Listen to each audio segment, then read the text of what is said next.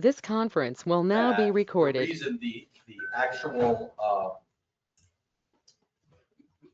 applicant here has kind of started the issue with discussing planned unit developments or floating zones and things like that.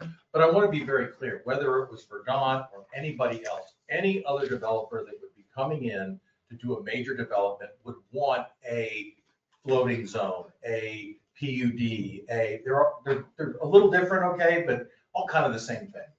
They're basically zoning tools that are used to design large tracts of land over long periods of time, and you want some consistency.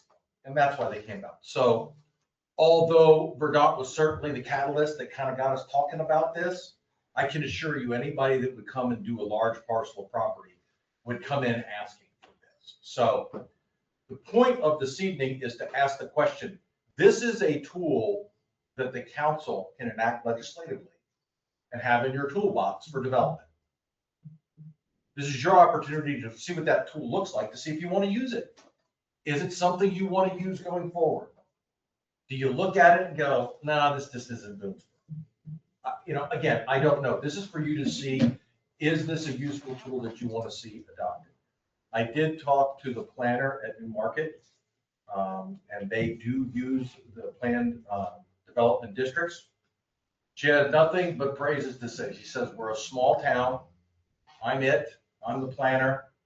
It makes these review of these very complicated things much easier. It's more consistent, and it keeps a natural flow of a development process so that there's not times where, for example, and you all have experienced this in Boonesboro, where there's a ton of building and then it stops. And then you go about 8-9 years and there's a ton of building and it stops. This more puts like kind of a steady piece. Now, obviously the market determines a lot of that, clearly. I mean, clearly it does. But at least there's something available. I mean, one of the complaints I heard when I first started working here is nothing available in Boonesboro. There's nothing being built. There's not, it's house not selling. You can't get anything. So what we did is I reviewed the PDD. Leslie reviewed it. Leslie and I talked, and we met with Noel, who's the legal representative for Verdant. We talked about all the details and everything else. And what we came up with, we wanted to really talk tonight about what's really the framework and flow chart. How does this really work? Because there's lots of questions that come up, and there's lots of details, a lot of new terms. So I'm going to go through a PowerPoint presentation here, and I am not an expert on this by any stretch of the imagination. I've used a PUD before. I understand how they work. I understand their purpose. But again, this is the purpose of this meeting is this something the council wants to put a tool in your toolbox for planning or not? Although Verdant is the applicant and making that application and certainly starting the conversation, again, is it something that you all want? So plan district, this is the big overall process. There's 3 steps. There's a zoning map amendment, there's a master plan, and then our typical subdivision process. Without a floating zone, everybody in town that wants to develop their land goes right to step 3. That's where they start. Because they already have a zoning, they're going to build something that's going to match that zoning, so they just go through the subdivision process. Everybody follow that?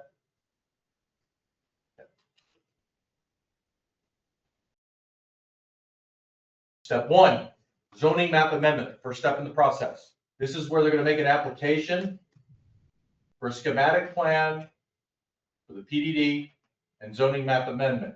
It comes with a map and an application like this with all of the details. The Planning Commission will review this information, this and the map and everything that's planned at a public hearing and make a recommendation to the council. The council would then have to hold their own public hearing and either adopt or not adopt it. Or revise it. Or revise it. Now, just so you get an idea, what does a schematic plan look like? This is a schematic plan. I know it's small on the screen, but it shows in a schematic plan, what it's giving you is the overall layout And you see all those tables and everything over there to the side, and I can blow one up here in a minute, but it has all the densities, the zonings, the phasing. It has all of the information that is required in the schematic plan. So you get a detailed plan. These plans a lot of times are printed on not 36 by 24, but sometimes they're printed on giant pieces of paper because they're big pieces of land. There's a lot of detail on the maps. So you get a very detailed map, and you get an application that has all kinds of information about property owners, traffic turning radiuses, traffic configuration. So it looks at a lot of these things. That's your first step in the process. We go back, remember, application. So the schematic plan comes in, and the planning commission would review this and make a recommendation to the council. Why does it go to the council in the end? Because you're creating legal legislation that's going to affect the way the town operates. You're basically telling the planning commission, you can use this tool. Okay, that's why it goes to the council. So again, this is before they even do the subdivision process. They haven't even gotten to the subdivision process yet. Whereas everybody else in town, if they didn't use this zoning, they go straight to that. So the second step, so let's assume they make the application, you look at the plan, no, this road should go here, no, this should go here, we'd like to see clustering here, we want to see open space here, and we have these meetings and we get it all worked out. And you're submitting a master plan. Once you get the schematic plan approved, the zoning text amendment, when you're talking about your densities and you're identifying where these places are going to be, after that's approved, then they're going to submit a master plan. And that's the details even more drilled down. The master plan is reviewed by the planning commission. Planning commission either approves it or denies it. It does not go back to the council at that point. The schematic. So in effect, from the town's perspective, somebody raised a comment to me one time when I first came here. When does the mayor and council get to make decisions on site plans? And the answer is they don't. They gave that authority to the planning commission, and they don't make those decisions. This does throw the council into it. Think about that. The application, the schematic application that starts the whole process, if you approve that, it has to be approved by the mayor and council. So the mayor and council do get a big say in it. And the reason for that is because it's a large piece of property. It's going to have a lot of public infrastructure that the town is going to have to take over and assume. So it really should be elevated to the council level. We're not talking about a 15-unit subdivision or 12-unit subdivision. You're talking about hundreds of homes. And that has obviously a very large impact. So the master plan, that document, which must follow the schematic plan. The schematic plan is sort of like the concept plan. And now the master plan is the final site plan, if you want to think about it that way. Once the master plan is approved, then it starts the subdivision process. Now that subdivision, when we review our subdivision, we're going to be not looking at our ordinances, we're going to be looking at what was identified in the master plan and the schematic plan. That's what governs. If you pull down this floating zone and you use it and it gets approved, you're following the standards that were set in those adopted plans. Everybody follow that? And that may not be consistent with the zoning. If we look, for example, at TT&K zoning, we're looking at areas of large residential. Okay? But the master plan and schematic plan, they may show areas of huge open space. And then in other areas, small areas of commercial or something of that nature. It gives you that flexibility. But it'd be the master plan that governs. You've heard people talk about a couple of our meetings. Again, I said we used a bunch of terms. Developers' rights and responsibilities. Sometimes in the master plan, let's use this as an example. We know that if Verdant moves forward with the villages of South Mountain, he's going to have to help us with finding water. He said that, he's made that very clear. That's where the town might interject, and the planning commission may come back and say, you know what? Verdant, we would like you to enter into a development rights and responsibilities agreement to talk about bringing on a new water source. We've identified it. We need your financial, blah, blah, blah, whatever that agreement might be. Because as the plans are great, the plans are detailed, the documentation is there, but I know many times elected officials want another separate agreement, specifically, especially when you're talking about money, when it's water development and things of that nature. So you want to really spell out it if you're going to be dealing with something like that. So I throw that in there just so you might hear that or hear that said. This is what a master plan looks like. This is the master plan actually for Boonesboro. This is their very preliminary draft or pretty close draft. This is kind of the layout they're thinking of. You see the more detail from the schematic plan. Remember, the schematic plan, it wasn't quite this level of detail, and now you're getting into the open spaces. They've identified areas of development with zoning densities, when they would develop. Again, you can see the table, and I'll pull a table up here in a minute, but you can see there's a ton of data over there. List on the side. Step 3, this just goes back to our old subdivision process. They still have to submit a formal site plan for the area that they're going to develop. So let's say, for example, you just saw the big master plan, right? When they come in to do their site plan, they're not going to come in and plat all 1,000 lots day one. They're going to do it in sections. So they're going to come in and they're going to come in with a subdivision, like a final plat, that's going to just be for the subdivision of, let's say, 20 or 30 lots. As long as it follows the master plan and the schematic plan, it's exactly what it's there for. But it still has to go through that subdivision review process. Meaning the subdivision plan review process, this is where we start sending stuff to Washington County, 911, the schools. Now, what you're going to see happen is, because Verdant knows what they're doing and they've been down this road, they've already knocked on those doors. So they're probably going to have answers for you rather than wait till that process. Do you follow what I'm saying? They're already, when they put together that plan, they're going to start talking to the county long before they're ready to submit plans, just to make sure everything is going to work. Okay. So these are some of the questions after Leslie and I took a look at this. And I'm not looking for answers from anybody right now. I just kind of want to finish up here, shut up, and let everybody ask questions, and we'll have the workshop. How long is the PDD good for?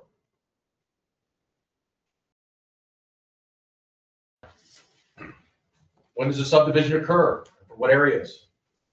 Are improvement plans done for the entire project, or is it a phased development? Will water and sewer capacity be reserved for master plans? What about bonding? These are just some of the questions that come up. And how does the annexation agreement come into play during these reviews? Remember, we had annexation agreements on most of these things. We may very well be just flying in the face of what we said we do in the annexation agreement. You know, we may have to go back legally and do something with the annexation agreement. These are just some of the questions that come up. This is the weeds questions that Leslie and I and Noel bang around and try to figure out, how does this all work out? I'm not really looking per se for you all to have answers to all these questions. I just want you to know that these are the type of questions that we're asking behind the scenes in detail to make sure that those pieces get handled and addressed. Again, that's pretty much it on what we had for that. Drew, can I just interject? Jump right in. To the extent that you want a sunset on this, on any PDD, in the legislation that authorizes the use of the PDD, you would include a provision to that effect, right? So that, you know, if you have a master plan that's submitted, or your sketch plan, whatever we're calling it, and say, for example, development doesn't commence within X years, it will be an automatic sunset and the process would begin again. And there's a reason for doing that. I mean, when you did these annexation agreements in 2008, I don't think anybody sitting here expected nothing to have happened And it can be a problem.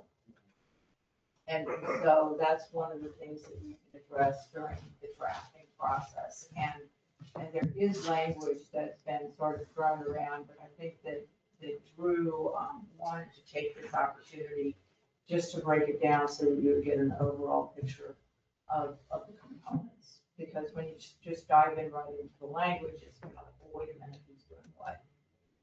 And so the annexation agreement, an agreement can be amended, a resolution has to be changed by resolution under the annexation law. And so that's something that has to be considered in this context, because some of the resolutions, like the TKK resolution, in fact, does set forth the zoning. So that's something that we need to address.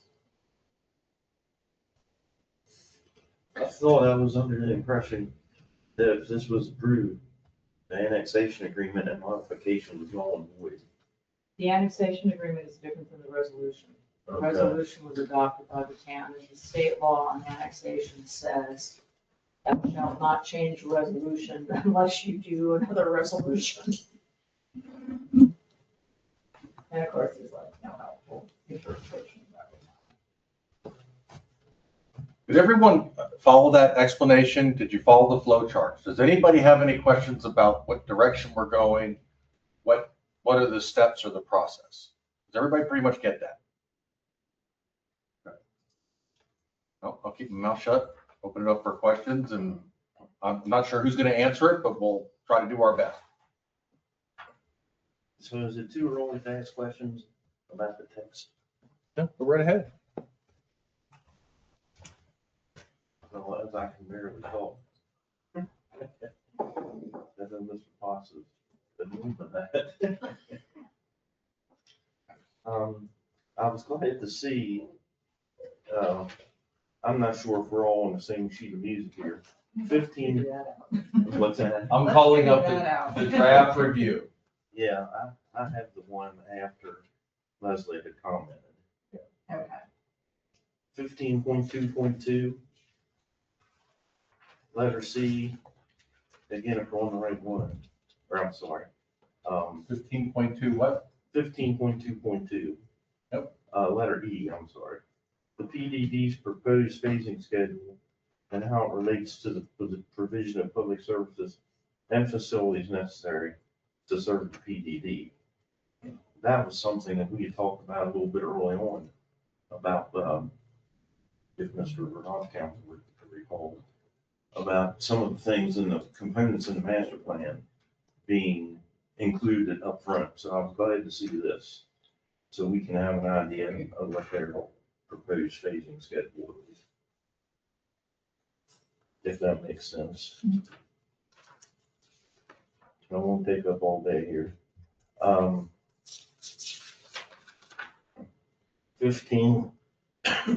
15.3.3, 15.3.3, letter A, the following commercial uses are permitted. So again, this is just kind of general text, because it's not all pertinent to just you. And it is true that your proposal has no commercial in it at this time, I believe. I know I've asked that before.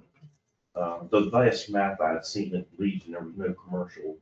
There's some current commercial zoning, but There's about 70 acres currently. right, And we have a area on the schematic plan designated as future residential retail. It's the small piece of Fluke north of Lappins. right. But as we said, we're processing, it'll be part of the master plan, but it will have to come in with a separate schematic plan at some point in the future. We're only focused on south of Lappins at this point. Right. But because, the parties still own that, we're not really giving it any rights. It's just being labeled as a future development area. Okay, well, I guess I was talking about the south side. Yeah, no retail or, Central commercial there. no, not proposing it. 15.6.6. Minimum density. The residential density for the PDD shall be at least 3.5 dwelling units per acre. I read that about 5 times. I know what you mean, but that wording is kind of strange. The minimum shall be at least. So what you're really saying is it can be 3.5 or more. It can be whatever the planning commission and council set the maximum density at. again, and the reason why Drew spoke with the town planner in Newmarket, this is almost verbatim the town of Newmarket's planned development district ordinance, Right. and it's been used many times, and so it's kind of tried and true. The 3.5 units found its way into there because it's consistent with Maryland's smart growth. Okay. So it kind of has to be in there. Okay. If you want to get any state funding, one of the things they make sure of is that the land that you did it on meets the smart growth density. Well, they're even more brutal than that. Right. The town permits stuff to develop at a lower density, they'll punish the whole town. They're really tough on that. It's part of the state's priority funding area element of the smart growth program. Okay, I guess my last point, and then I'll let somebody else talk. 15.7.4, I think that whole area needs some work. Subsequent modifications to an approved master plan. And I'm not trying to accuse you guys of this, but we've been messing with battlefield estates for more than 10 years. And that's exactly what he's been trying to do, and I knew it from the start. So we want to make sure that that particular whole section, it talks about major and minor changes. Well, what's major and what's minor? It doesn't actually talk about major, but let's define what's minor and what's major. So there's no ambiguity there. And one thing that's in one of the side comments on those notes, and I know that both Leslie talked about it and Noel agreed, and that is a definition section. Okay, yeah. That it would need to have a definition section, because we clearly have some new terms that are not anywhere else in our zoning code. And it clarifies exactly what you're talking about. What is minor? What is major? Yeah, that's what was up there. And it talks about the planning director. Is that you or is that Mr. Farley? We all say they're exactly who the heck it is. Better than me. Yeah. In the case of the town of Newmarket, it's the town planner. So Okay, that's well, Pat Fox, so it would be Drew if it was to mirror what Newmarket does. that would make sense. Well, the reason I bring this whole thing up about this paragraph, you're proposing all active adult right now. 15 years from now, maybe the market changes, and you might want to come in and modify something in the master plan. Now, that would be a component of the zoning. So there are certain things that get set when you zone it, because the council zones it, the planning commission doesn't. Maximum density, the age restriction, those sorts of things. Those are not either minor or major things that the planning commission or planning director can continue. It's like an annexation agreement.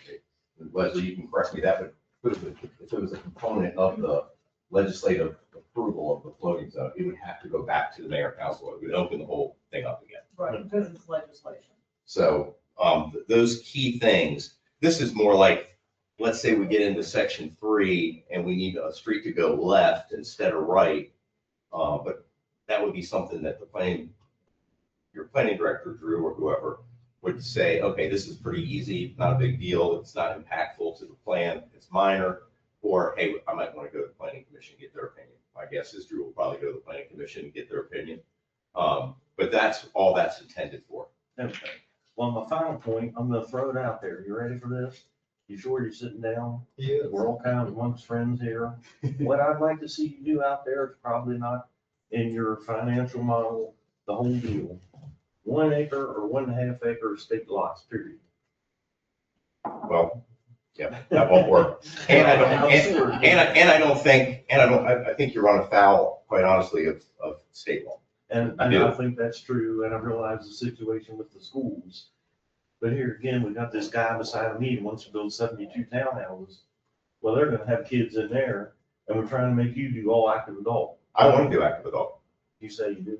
I do. Yeah, okay, well, I just like my state lots idea, and I thought I'd tell you about it. Well, the best place for that is somewhere in the county where it's zoned for well and septic and state lots, because inside of the municipality, that does not fly with state law. You'll lose all your state funding, priority funding areas. And I think I'm aware of that. I just thought I'd throw it out there.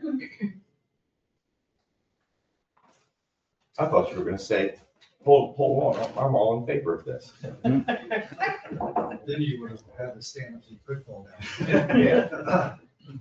So a couple of things. I wish I would have had this version that that Eric emailed me earlier this afternoon that I read because I didn't have that.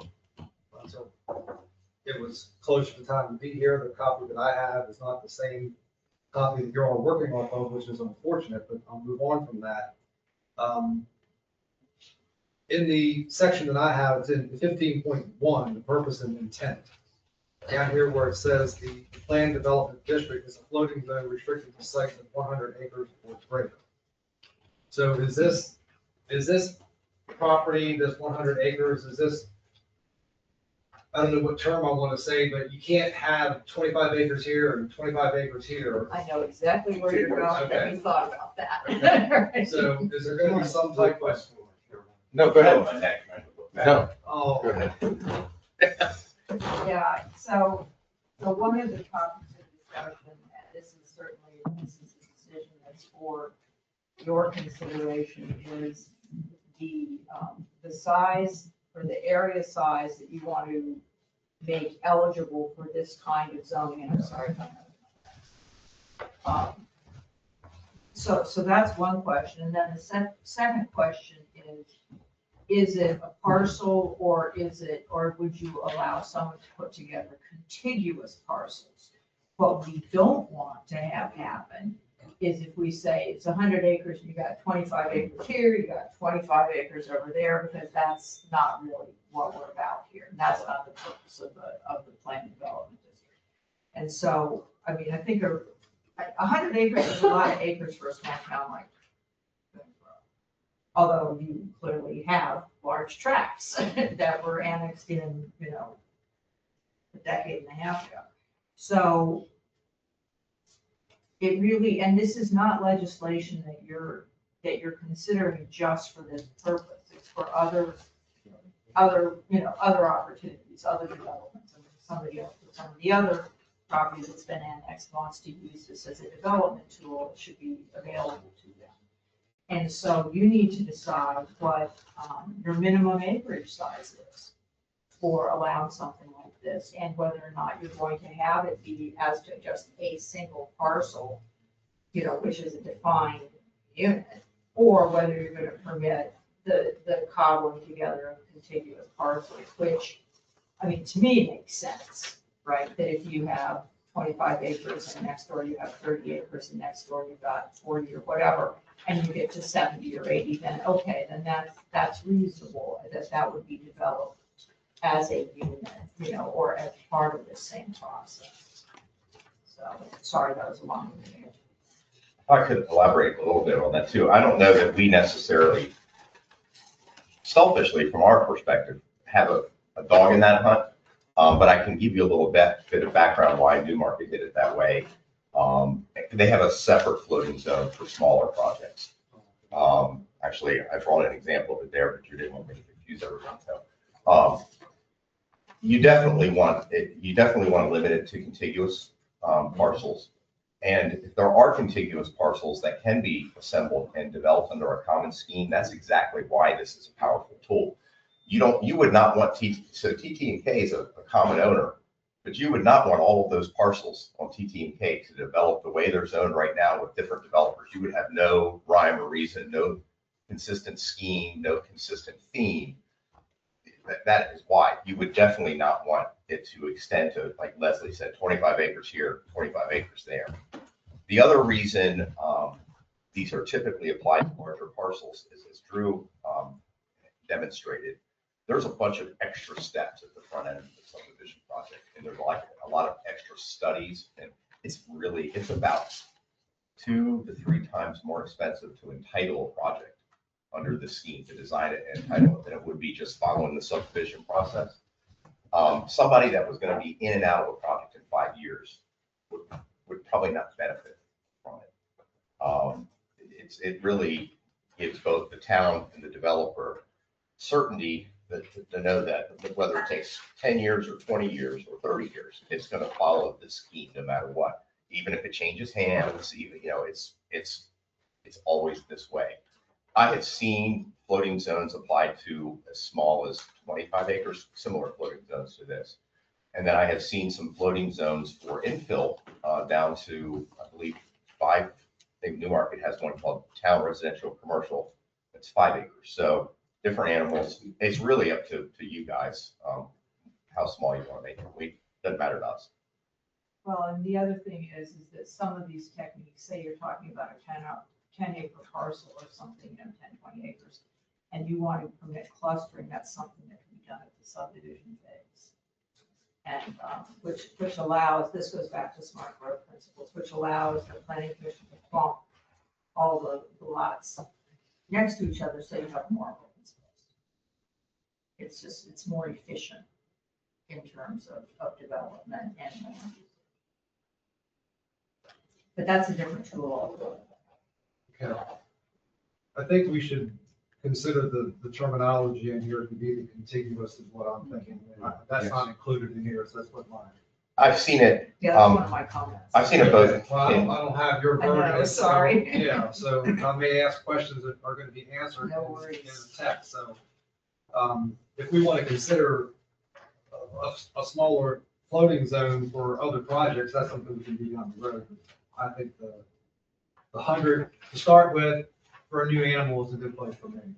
And once you have the floating zone as a tool in your toolbox, you can always amend that zoning text at any point that you want. The town can initiate that on its own. And then 15.5 on my version is special exceptions.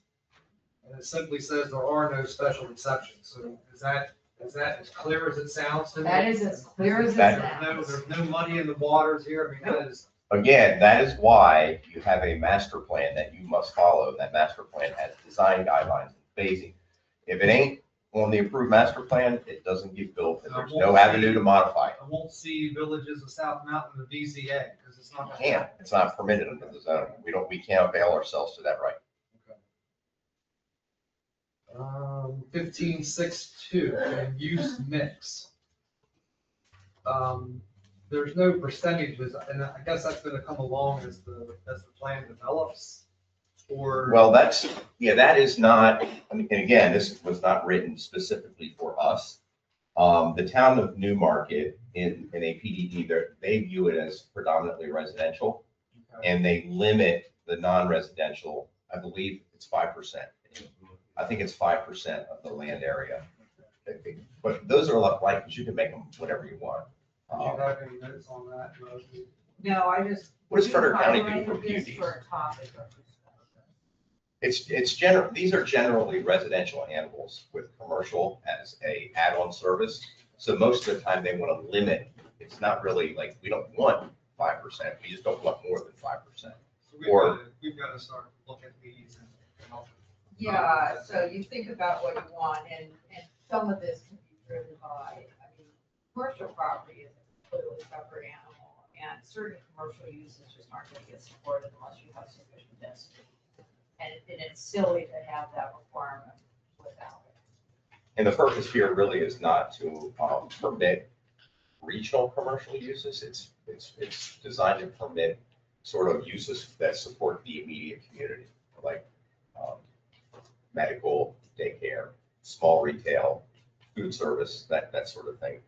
But I can tell you in Newmarket, they limit the non-residential to 5%, and their normal subdivision or normal zoning ordinance, they require, I think it's 2 tiers, 15 or 20% open space. In the PDD, they require more. They're looking for more of a cluster. They require 25%. And that's what we designed to, is 25% of our properties in open space. The other alternative for the non-residential uses I've seen is limited to square footage per residential unit. Like so many square feet per unit. That's a great idea, actually. So you can say you're allowed 10 square feet per unit for non-residential uses, which in this particular instance could be 10,000 square feet, 12,000 square feet, which is more neighborhood service. You don't want to, it's not intended to like put a big box there or something like that. I also had the minimum density that Eric talked about, so we pass over that, we've already talked about that. 15.6.4, I kind of highlighted because it's open space shall comprise at least 15.6.4. 15.6.4, open space. Oh, okay, sorry, yeah, my numbers changed. Yeah, okay. So, and I guess I was just looking for a little bit more definition. Yeah, this, Of what comprises open space? Yeah, yeah, 'cause Um, that's the other issue, I mean, I'm including steep slopes, are we including floodplain, plains? right. You know, or do you want Those are to? gonna be real open space. So I think there's two tiers. So the 25% is really all of those things. It's green space. If it's a pond, if it's forest conservation area, that's green. Newmarket further then requires 10% to be actual active recreation for public use, because in using our project as an example, there's both a proposed public park, which is what, 8.5 acres, I believe. And then there are proposed community amenity areas, which will be owned and operated by the HOA. So Newmarket wanted kind of a combination. You know, you can do your HOA stuff, but we want a percentage of that open space to not just be active, like usable, but also open to the public. So 15% of it could actually just be ponds and. Well, if you do whatever you decide you want. I'm just using the example of what Okay. typically the definition of open space most places is any green area. It's common, any sort of common green area. Stream buffers. usually. Screen buffers, I think on our project, we're proposing like 75-foot green buffers along the existing neighborhood of the Greystone neighborhood. So that would be part of open space. It may have like a trail through it for circulation around the neighborhood. But It's often broken out into passive open space. that's the word I was looking for. Or those open spaces that, just passive homes. and stuff like Passive that. and usable and active, basically. Yep. Okay, and then in 15.6.5 is under design standards. And it's item B, it says notwithstanding the proceedings, maximum building height shall not exceed 5 stories. We whacked that. Really? Yeah, we're not, that's Newmarket's, and we're not proposing anything. No, we were suggesting 3, but again, this is your decision. It's not the lawyers, it's not the developers, it's your decision, but we thought 3 would, I don't know, I mean, if you're driving through your main street, it looks like everything's kind of 2, but you're not downtown here. Existing zoning is 3. I was max. gonna say, the language in this suggests that it's already referring to something that we already have in place anyway. Isn't it? Like where it says notwithstanding the preceding maximum? Is that not referencing something that we would already have in place anyway? Well, it depends on how insular you want to treat this particular type of Okay, legislation. so in terms of Newmarket, are they referencing, something they already had? No, they were actually talking about the design standards, in Okay. the previous paragraph. Like, you can say whatever you want in the design Okay. standards, but you can't build more than 5 stories.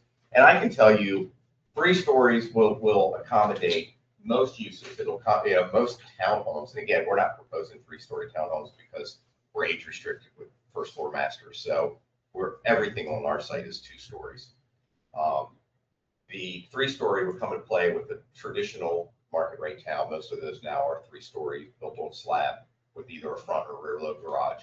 Again, not products for us, but that's what that would Well, permit. If you did 2 over 2, something like that. 2 over 2s would be Yeah. 4 stories. Right. So, and the typical apartment is a 3-story walk-up. Where you might want to consider 4, or give yourself the right, again, not on our project, but 4 would allow you to do podium enclosed parking under 3 levels. And that is something that's done a lot. That's becoming more prevalent. So you have an apartment project that's elevated with what they call podium parking, basically like a parking garage underneath, and then 3 concrete podium that's a parking garage and 3 stick-built levels of apartments above it. So Yeah, But the garage is not below grade, the garage. the garage is Yeah. certainly. The garages. Those would be the products. I don't I see got you. any reason at any time that you would need 5 stories for anything. Well, and given the feel of Woodsboro, I don't think 4 either, but that's just me again. I think you can handle the majority of anything that would come before you with 3 stories. One thing I would suggest that if you can, keep it to the number of stories, not feet. Let's say it's 3 stories or 35 feet, because what happens when you put feet in there, in order to meet something, people will get flatter roofs, or they'll do something architectural. You'll get 8-foot ceilings when, no one wants 8-foot ceilings anymore. So if you say 3 stories, you're allowing the flexibility. It's gonna be 3 stories, but it may be 38 feet, because you want a higher pitched roof, or you want, that 9-foot ceilings, and stuff like Well, that. this goes back though to the integration with the whole zoning code, because elsewhere there are, methodologies for the calculation that, where they measure, right? Are they using the apex, or they Using the eve, Right, that sort of thing. and so that's a big picture issue that I think everybody needs to come to grips with, because during the process, when is that gonna be? So again, I think there are really important things that should be part of the legislative approval, the actual granting of the floating zone by the mayor and council.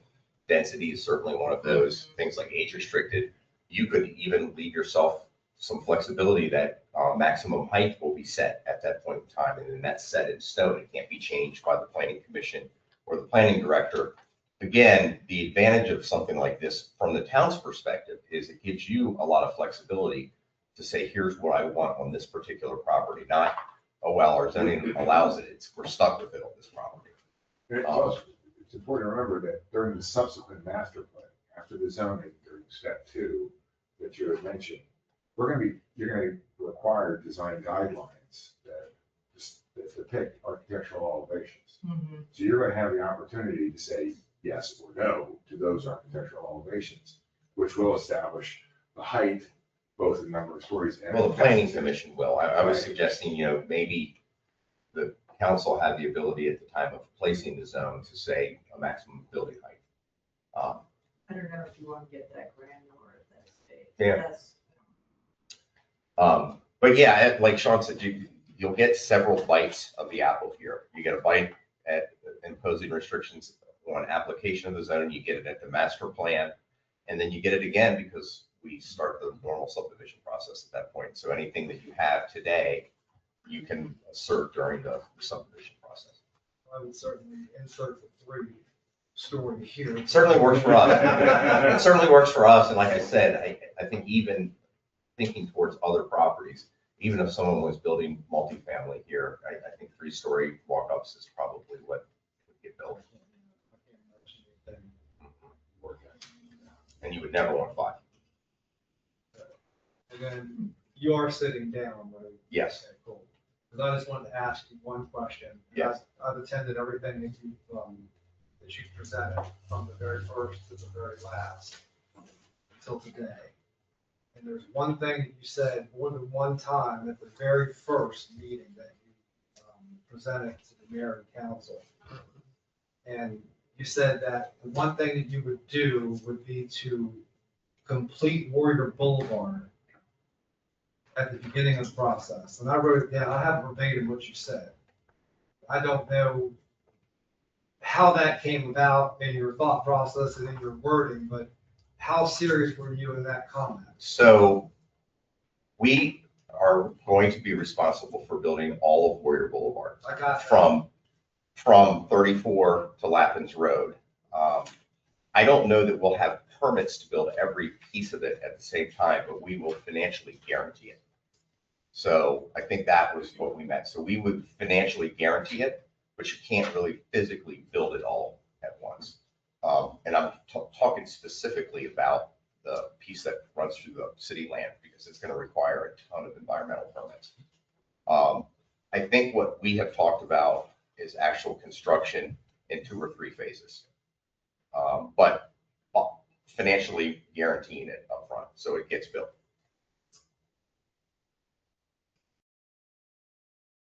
I guess the phasing part of it's gonna be where we really can see. And the phasing, and so, not to give you a preview, but the phasing of Warrior Boulevard will be reflected in our traffic study as well. And it will basically say, once you get to X number of units, you got to get Warrior Boulevard connected.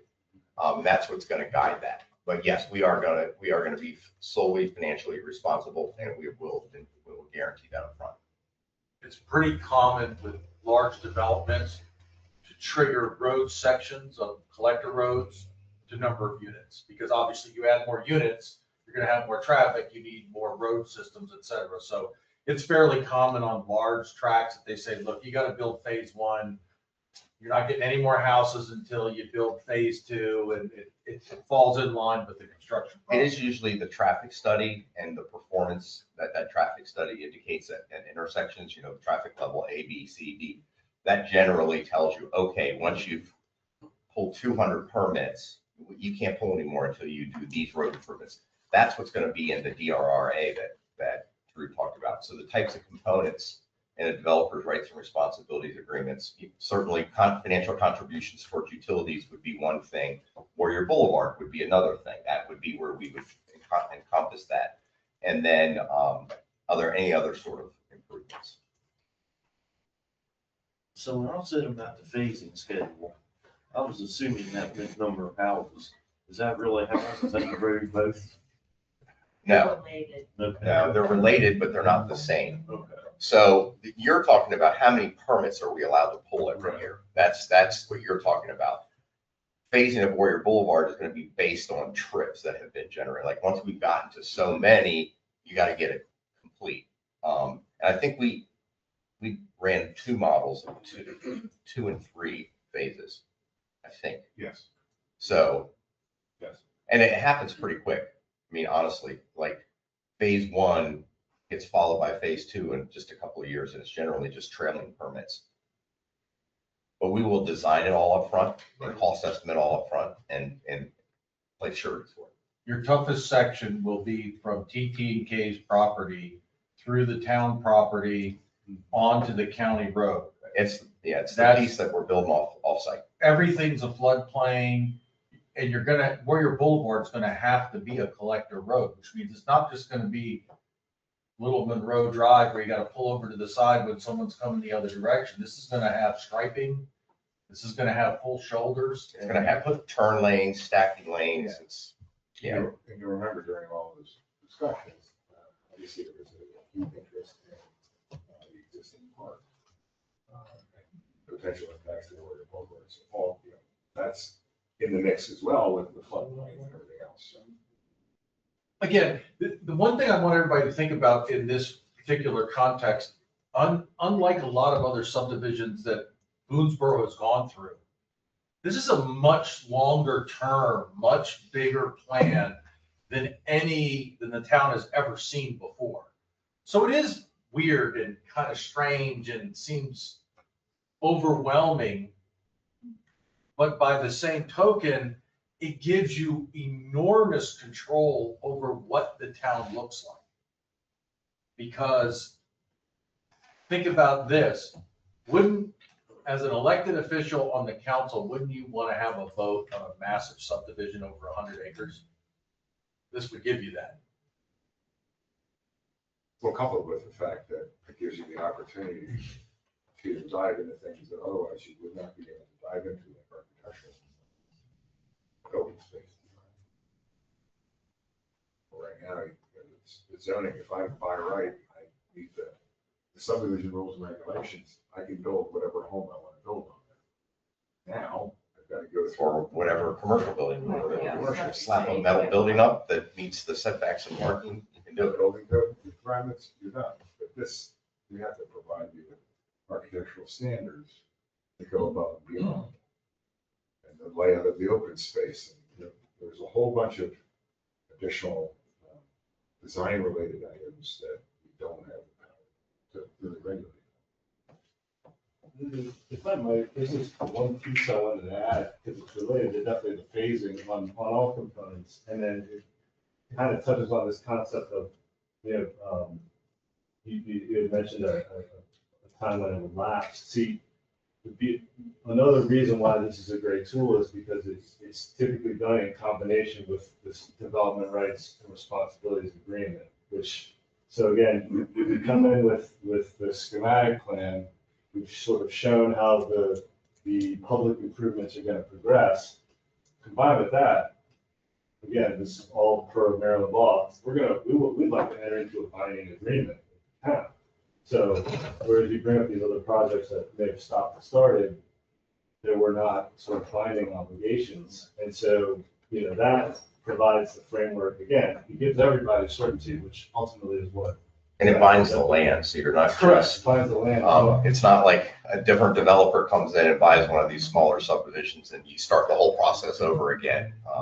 The floating zone, the DRRA, all of that runs with the land. And I'm glad you brought up the sunset, because the way Newmarket does the sunset, we have a certain period of time to get the master plan approved. But then, once we go to the next phase, which would be phase 3 that Drew laid out, like your normal subdivision process, in Newmarket, we didn't go to site plan, we went to preliminary subdivision plan. That was their requirement. And their preliminary subdivision plan requires that you get your first lot recorded within 3 years. And then once that happens, it's vested. So the sunset is not for when the project completes. Nobody can ever say, like, you can take us away midway through. You just have to pick a point at which,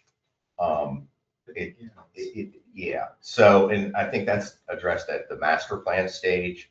And then it kind of falls right in line with whatever, I don't know what your normal subdivision expiration dates are for preliminaries or site plans, but think about it. In order to get a lot recorded at this project, we're going to have to design all of Warrior Boulevard. We're going to have to design all the major regional things. It could be years of IPs, improvement plans. It's taken us 12 to 18 months to get improvement plans for 100 lots approved right now through all the different county and state and town agencies. It could be 3 years, given up everything that we have to do here. So as long as we have enough time to get through that process, we're fine. And then once it begins, once it commences, we place bonds and we record a lot, then we're vested. There's also some new laws in the state, Leslie, I think that are going to probably supersede whatever we do here. Just had a chance to. So the state has just introduced vesting laws statewide. It's been highly contested before. The other Putting it mildly. the other important thing to point out is that during the second stage, the master plan stage, we're going to be engaged with Washington County stormwater management. Okay, and those approval processes have to track sequentially with each other. So master plan would be concept plan, stormwater management for the entire property. And then you move into the subdivision process, it's preliminary plan, which is their preliminary stormwater management, final plan, their final stormwater management. So the idea is for this process that you have laid out, it works really, really well with a lot of sister agency reviews and county. So Drew, I appreciate your comments about this is one of the biggest things that happened to the town. Honestly, it is. And I wish all the people that ask me what's going on in restaurants and that bitch on Facebook can come to some of these meetings. But with that being said, your step 1 zoning map amendment. What's your all's time frame for having that approved? I mean, other than as soon as possible? Or is that a Drew question? Last week? Well, First, we need a law. we're not even there. We need this. So assuming you adopt, we would then have to put together that first book. And I will mention one thing. The schematic plan that Drew showed you the example of that came in with the zoning request, that was our plan in a project that we did in Newmarket. Don't expect, in normal cases, that level of detail. What we did after listening to the mayor and council there, they did not want to approve us. They did not want to base the zoning on a schematic plan, which would be like a bubble plan. You would just get densities. And so we agreed to essentially spend the money to do the master plan that we would submit after the fact and introduce that into the zoning so that there was some more certainty about what you guys were approving. So you'll see that level, but that's not typically a schematic plan. Schematic plan would give very little, like probably not street layouts, might have Warrior Boulevard on it, would have density, it would have unit types. And then the master plan would be that level of detail that Drew put up there. That was something that we did and we intend to do here as well. So for each bubble, you're proposing the density per bubble then? No, we're not. We're bypassing that. We're actually gonna, at our risk, we're gonna spend the money to prepare the master plan that would be submitted after the zoning as our schematic plan. So that there's more detail in the zoning record. So we'll have more You'll- potatoes up front. So that Yes. we can really- And it'll be part of the zoning record. So the example that you had brought up, I showed you for the village southbound power plant, is actually what we would submit with a schematic. That was actually intended to be the schematic. You'll remember that during the town hall meetings, we had prepared a bubble diagram. It showed Warrior Boulevard coming through, and it had bubbles. That would be the type of map we'd normally be submitted with zoning request, because I think everyone here wants to know more. We're gonna, submit the master plan as our schematic plan, so that the more detail gets into the zoning record. But for us, Tony, as a town, it's important that we write the wording that states that that's what needs to be included. Yes. Because it's not just about Verdant, it's about future builders too. Yes. So everything that we're saying right here and you're promising, it has to be written and know that they will provide that if that's what we Anyhow. want. Anyhow, Any applicant, for Right, them, right, and right. any applicant. it's a great. So this is great conversation, but the meat and potatoes is what we are writing and what That's what we're gonna has live been with. being commented on. That's what we're gonna live with. This is what the planning commission and you all, this has to be written really well so that it does give flexibility, yet it does give us stipulations because we come to these meetings and I hear us commission talk and council and we are perturbed by people who passed these things 10 years ago and we can't believe that this is being built like this. Well, if historically we haven't made good decisions, then it's time that we start making better decisions based on a better written PDD. And Wesley Knoll brought up a very good point. The approvals go with the land, not the developer. So if Verdant were to get all the approvals and sell it to another developer and walk out the door, that doesn't mean the plan goes out the door. That goes with the land. And here's the other phenomenon it protects you from. It is not uncommon in large subdivisions that as they get down to those last phases, it's only a couple of houses. Sometimes the developers, not saying Verdant would do this, but some others, they walk away. They're like, sell the lots individually. We're not building our thing on there. And if you don't have that master plan that has the architectural, you get somebody in there who puts a house that doesn't match anything else. And there's a couple of examples in this town that I can think of that come right off the top of my head, where you can clearly see it was built 30 years later at a completely different standard. And you look down the street, you're like, that looks really weird. Back to Eric's question though, we would immediately after you adopt it, file a request to have the PDD zoning overlay placed on the property. That's probably the easiest part of the step. Then after that, the master plan process begins, and that's where it's gonna take. That's where we're dealing with fiscal analysis, environmental analysis, traffic studies, phasing plans, architectural guidelines. I think that the zoning can be done, actual zoning can be done in relatively short order because it doesn't really give us the right to build anything. It gives us the right to submit a master plan. And I think the master plan will probably take the better part of a year to get through. I would imagine. We got through it in about 6 months in Newmarket, but we were the 5th one that they had done. So it was, it wasn't new. I think it'll take a solid year of working together with staff and planning commission to get through a master plan. Just so we're clear, the intention of tonight's meeting was not to hash out the meat and potatoes, although let's talk about it and identify what they are. This was really to focus on the process and about how this would work, not just for Verdant or this property, but how it would work for any property of this size and magnitude that might want to apply for this. Yeah, most of the stuff that has been raised tonight have really been master plan or DRRA questions like phasing, responsibilities, who's going to build what, that sort of thing. That's why I said that's going to be the longest portion of the entitlements for this project is going to be. And Drew, I want to mention the council's going to get another bite too after the zoning because only the council can approve the DRRA.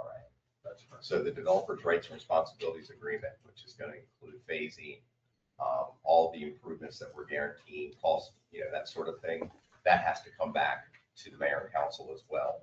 So, and it would be our intention to submit that contemporaneously with the master plan, so they get worked on together. Just if I just underline what you were saying on process, because I think, as someone that has helped clients with site plans, special exceptions, the key with the floating zone is really, it's an applicant that is asking for zoning, and it's based on a specific application. Whereas, if you put in the general commercial, the zone's already there, so it's already been legislated, general commercial. You're just going directly to the planning commission to apply that zone. And with the floating zone, we want zoning, so we have to go to the legislature. Oh, and by the way, it's driven by a specific property project. So again, it's has worked and works with larger projects because again, it's the county or municipal legislature that wants to make those decisions. So that's. And the zoning that you're granting is conditional on us following the master plan that's approved. So you don't get uncertainty about what gets built.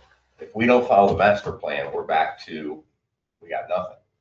And we got to start over again. Again, because it's legislative. So once the master plan and the DRRA are done, we have to honor every commitment on the master plan and the DARA, or poof, our zoning floats away, just like it floated down. Even we need the property, right? Right. As what Drew was saying, it attaches to the property. So it's fairly certain. Unlike the Euclidean zone, you might approve a site plan for something and then it doesn't get built. Somebody else comes in and wants to do something completely different, but you have to let them as long as it's a permitted use. You never really know what you're going to end up with until it's done. Here, that's not the case. The advantage of applicant and developers, on something of this scale where they're doing a significant amount of infrastructure improvements, clearly they want the certainty. Oh, yeah. The worst thing in the world of a developer are rules that change midway through. Not as big of a risk when you're doing a project that takes 2 years or 3 years to finish. But when you're talking about a project that takes 20, that's 5 elections. I don't know how many different people in and out on a planning commission. The death of a developer are rules changing midstream. So that is what we get out of this process. Forest Conservation Act requirements, Stormwater Management Act, I mean, all of those change about every decade at the state level. And to have them locked in, really, really critical. So it's kind of unfortunate that so many people who are going to be involved are missing. Very much so. I mean, I think this has been a good meeting. It's been informative for me, but people who are going to have decision-making power. Right. And new applicants with 3 seats open Yeah. for the council. Really. Yeah, I was actually surprised not to see Mhm. the Not to see people running. applicants here. Can I ask Drew, is the intention to do any more of these before, but we go back to the planning commission for a recommendation? These what? Workshops like this? Well, I think that some discussion needs to happen about some of these specifics. Mhm. Minimum lot size, open space requirements, I mean, they're the definitional things, and I think that to that end, and I'm sorry that you didn't get the most recent round of comments, but I think that to that end, Yeah, none of us did. Noel has, No.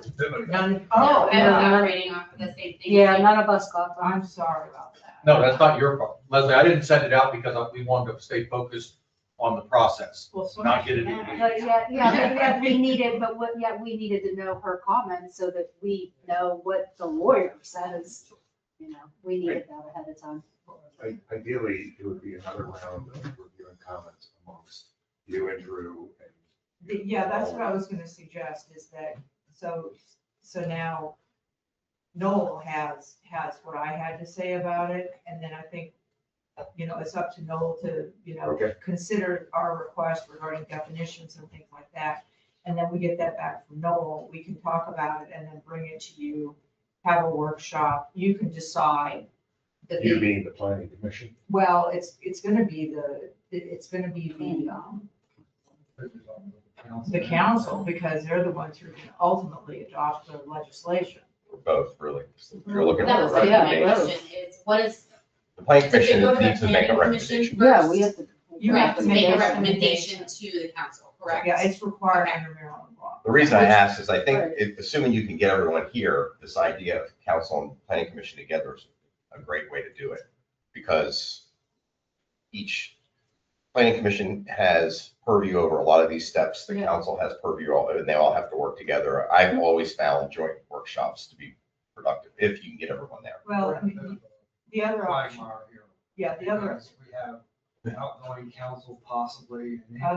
incoming council, we're having an election. so we're like on the board. On May and 12th. everything. How We many don't know who's people are gonna- up for reelection? Half the board. Half the board? No, Half which board, board? The council. The council, okay. Alright. I wouldn't expect that we would be in a position to have another workshop until after that anyway.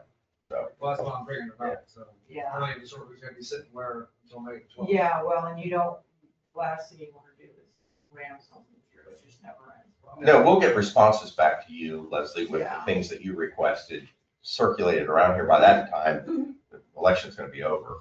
Yeah, and then we can have further discussions, and I think that this has been really helpful, because we sort of got the gist of a lot of the concerns and questions, and I made little notes here. And so we can come up with some things and then make sure everybody gets the most recent version. So whereas this was focused on the overall flow of the system, the next workshop that after we go through the review, get the updates, the next workshop that we'll try to schedule will focus on the actual ordinance itself and the specifics. And before we do that as a workshop, I think it would be important that the planning commission has the opportunity to discuss it. Council has an opportunity to discuss it, and then we all discuss it together. Okay, that's different. So let's make sure that we're all on the same Yes. page. I mean, we have so many members that aren't here. I mean, Yeah, well, I it's- think what would be great, and that's town business. yeah, totally. Understood. So from my own application, May 12th is the election. When is the new council sworn in? June. And so they take their seats June, what? Second Monday. Second Monday in June. So, which is good to know. And does the planning commission, will the planning commission change because of the council or the planning? Yeah. Right, so the planning commission members are set. And so there's, so, Or I know where you're. yeah, so what might be really beneficial, Well, but he wouldn't vote on this because he doesn't vote on things that are then going to go before the council. Yeah. So, do we even have quorum on the planning commission then without Eric voting? that's another way. If he's Why not don't- sufficient. yeah, I don't know that we're, We can figure that out later, I think you do, but we'll talk about. so that. since the planning commission isn't changing, let us get our responses back to you. Let staff look at it, and then we could do a workshop in May with the Right. planning commission to go specifically over this, and then come in June to the new council for a planning commission, then come back To a joint. Right, to a joint or to, if we've got it ironed out, we come back to the planning commission in July for a recommendation, right, and then we go. So, right, Let's get you all in line. right. It's happening. Yeah. And really maybe have the mayor plead to the commission members, planning and the council that people need to attend. I think we are all here tonight except for David, correct? Yeah, David got called out on work. Yeah. He had to fly out this afternoon. Nobody. Wasn't saying that for, I'm just. I just saying wanted to in make sure I general. was counting people correctly in terms of the planning commission itself. Can you explain the annexation, how that needs to change or is it? Okay, well, yeah, this was, so the agreement isn't cast in stone, but if you look at the resolution, we need to address that, because under the annexation statute, if you change the resolution, what's in the resolution, you have to do it by resolution. And that's what it says, and so we need to talk but about. are we changing the Euclidean Yeah, zone, you or are are. we just placing a floating zone on top No, of you it? got, I think you are changing Okay. it. If we're talking about the, it says the lands annexed herein, and this is in the resolution, Okay, are hereby zoned okay. as follows. And then it says GC for 20.48 acres along Warrior Boulevard. And the remainder is zoned to the town's multifamily residential and the town's town residential. So I think we need to talk about that. Could it be as simple as a resolution that adopts a developer's rights and responsibilities agreement, which spells out all of the details? That's something that. I know what Leslie's saying. I think what it can be is just a sequential, it could be on the same agenda, but sequentially you would have to, act on the resolution. So in this resolution business is in the annexation code part, and of course, there's like diddly zip in there to help, guide you as to how the heck you get this done. And so this is kind of a conversation that Noel and I have to have. You raise a good question that could be in a law school exam. Yeah. It concerns me because the amendment to the annexation agreement It's said different. TT and, oh, okay. So let me be abundantly clear. The annexation agreement is completely different than the annexation resolution. It is also completely different from the annexation plan. Okay, so there's three things that we're talking about here. And, What about amendment of the annexation? well, so the amendment to the, the amendment to the resolution is what concerns me, right? I'm not worried about the other stuff, right? Because you can change the agreement. You can negotiate changes and funds of consideration, blah, blah, blah.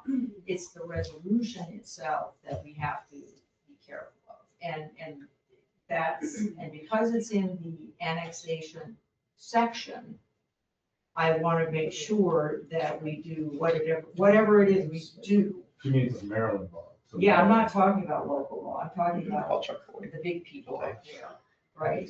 We have to make sure we don't mess that up. So, and it is law school exam worthy, maybe master's degree worthy. Well, also, Leslie, I don't know, the lawyers, you all talk in a language I don't understand. Those annexation agreements, and those agreements and those mods talk about a total of 360 houses. Yes, they do. And I've read those things 10 times. That's the agreement though, not the resolution. Okay, well, that's just, Yeah. I'm just trying to talk him down. That's why there's so many different levels that we gotta try to get through. I understand. Yeah, I mean, and it's ultimately, look, you all are the decision maker. And if you really don't like it, you can say we really don't like it. Yeah. I mean, that's your prerogative. Well, the trouble is with that, Tony's much more articulate than I am. But we have supposed 3 new council members coming on who don't know shit about Well, it. they will learn quickly. No bad one. This is not. I'm sorry. That's not You full. can have great balance. Which everybody should be taking out. Don't look at the annexation agreements.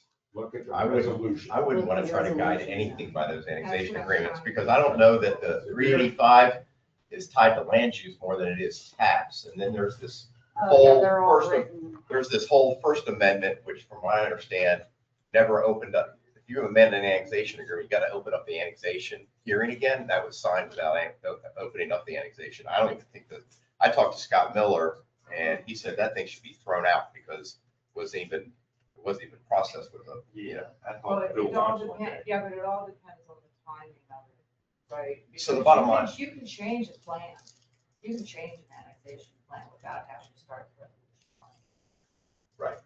but you need for an annexation agreement amendment, you need a public hearing, Well, I think. it's an interesting point.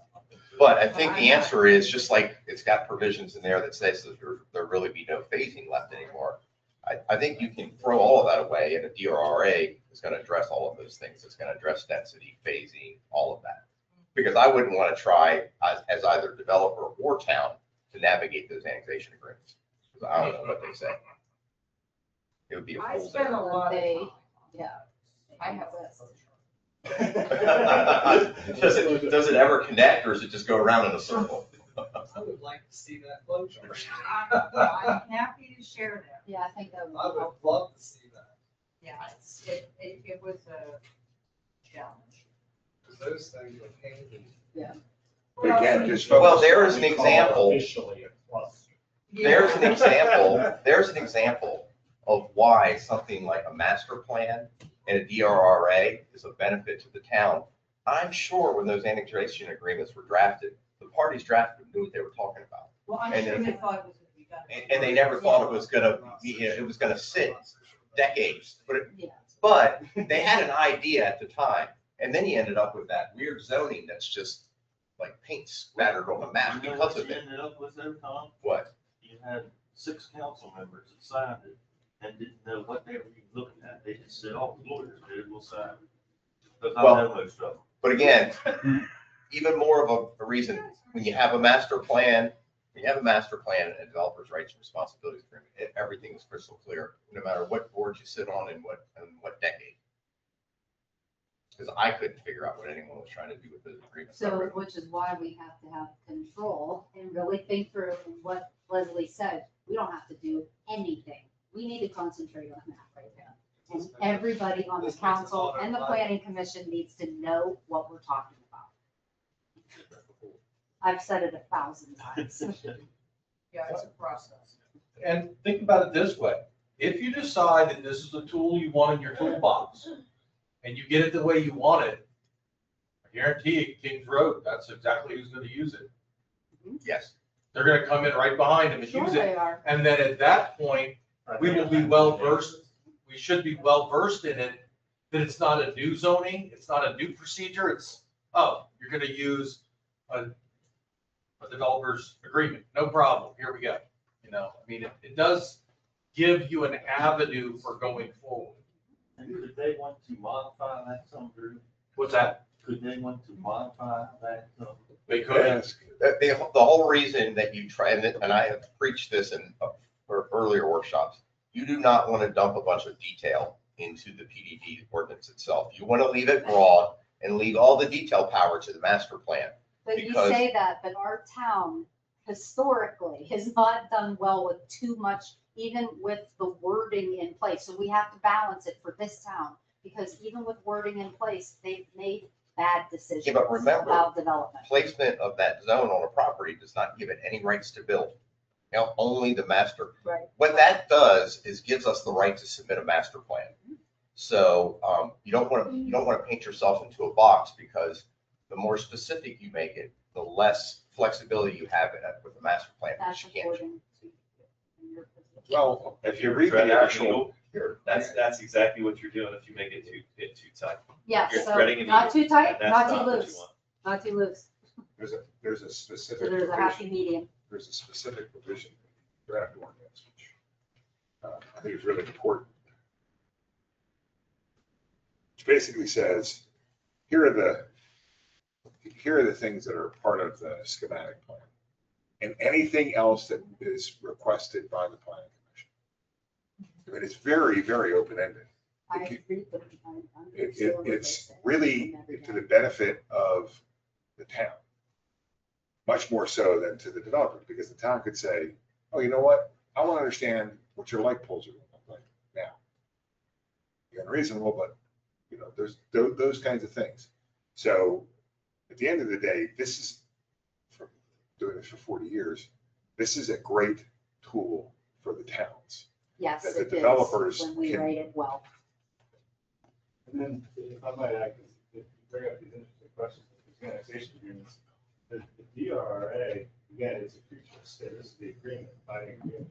It's a creature of state law, and what's interesting is it's fairly boilerplate as far as where the sections cover. So if I'm looking at a DRA that was introduced in the town of Newmarket, Albert County, Frederick County, you can find your way around those agreements. Obviously, the specifics as to each of the sections of phasing, that sort of thing, especially with those The projects. format. But the format, again, because it's driven by state law, so again, you know, someone were to come 30 years later and pick up, or 20 years later, pick up the DRRA, they would know exactly kind of where to find things and not have to do a flow chart.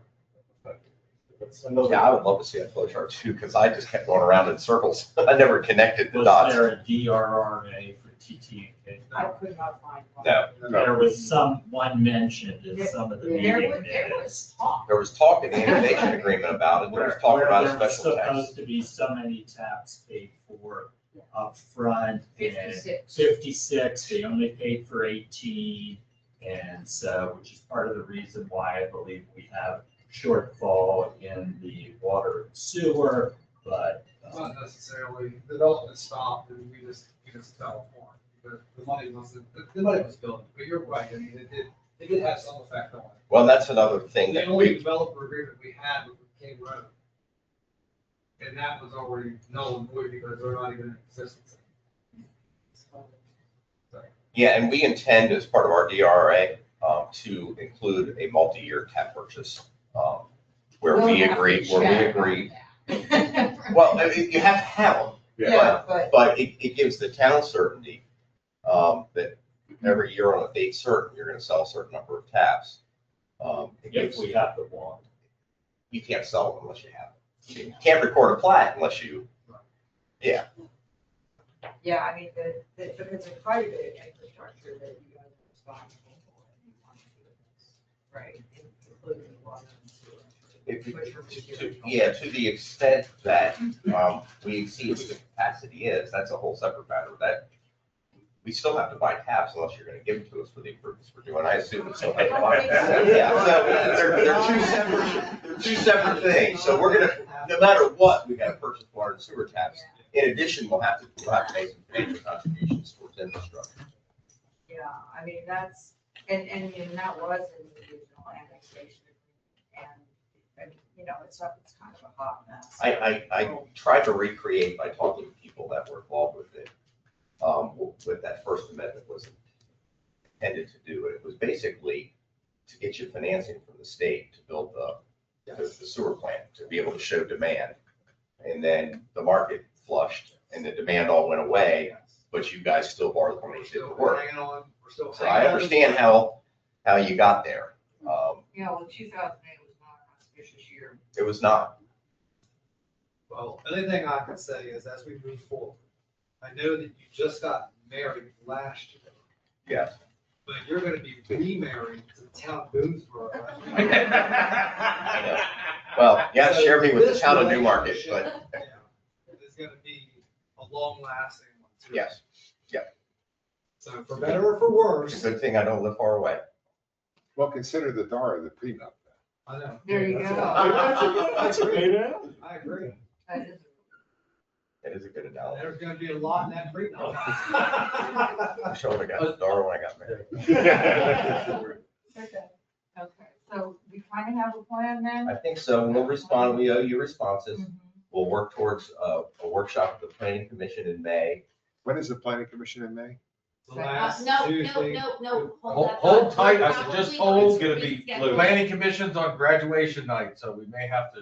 And I have a senior and JR has a senior, so. Great, If you congratulations. make me choose, I will not choose you, I'm sorry. We can make it any night y'all want. But we're gonna just, I After the think 12th. our plan is not to cancel it, but to move it, right? After the 12th. Yes. Well, it doesn't even need to be after the 12th. I think we probably need the time to Yeah, announce to just to tighten it up so that when we go before the planning commission, as we've got it. Yeah, why don't we wait? I'm gonna wait to Get get all the stuff. circulation until after I hear back from them. Then staff and I can have a chat about it, and then I think maybe we can go circulate it to all of you with our little bubble comments Mhm. on the side, some of which is off there. So I think that'll be more efficient. You don't have to keep reading and rereading. Yeah. Everything, which can make one a little bit crazy. Well, this was very helpful. Yeah, good flow. Thank you for putting this together, Drew. Yes, I think you did. very helpful. Not related, and I don't want to muddy the waters, but it won't, because you said you brought an example of one for a smaller acreage. Yes. Did you bring that, like I can take it with me, or? You give it back to me. If It's my I copy. take it, it is very likely going to be lost. It is my So- copy. Don't give it to her. No, don't give it to me. You know what I can do? Point me in the right direction. You know what I can do? I think I have this electronically. Oh, It's that not would as be pretty, fantastic, but I'm happy to send it to you electronically. because I do think it would be a useful tool, or could be for even smaller. Yeah, if you do have it electronically, Wesley, just send it to me. I'll send it to the planning commission and the Yep. elected officials. And they can just see all the detail that's in it. They're not, they may not understand the numbers that are being crunched, but they can see the analysis that's being done for traffic, water, sewer, Yeah, so I mean, this is storm an drain. example, this is the amount of info you get before we even start the subdivision process. So, that's what You don't kinda get that sets much this- now. Right, that's all stuff that you wouldn't get at all now. Are we talking about the same thing? You mentioned bringing, an example of another text amendment that was for, that. Not another Newmarket text has. amendment, actually another, there's another floating zone, for. That's what I meant, I'm sorry. That Newmarket has another one. Yeah, and this for is a smaller text acreage. amendment, well, it's for specifically for infill, Okay. but it is smaller acreage. Yeah. Is there stuff online though? Like, could I just go? I can direct it, I'll get it to Drew and. he can Okay, get so it. that's what I was referencing, and I don't necessarily think we need to send that. Oh, you know what? to everybody, 'cause then Actually, they're if gonna you be go- like, why are you sending me? If you go on the town website, It's there. they have all of my projects on there, all of these submittals, everything. East Main is the infill project, England Woods is the large PDD. Yeah, because I was curious about the language they used in their stuff for the Yep. smaller You can find all of that stuff. on there. Yeah, they're pretty, they have a pretty nice section where everything that developers submit in there, they post it, you can download as PDF. We have a nice section, if you email Drew, he'll email you back. What? Thank you, guys. Well, thank you. Thank Thank you. you. You can take those with you. You're good.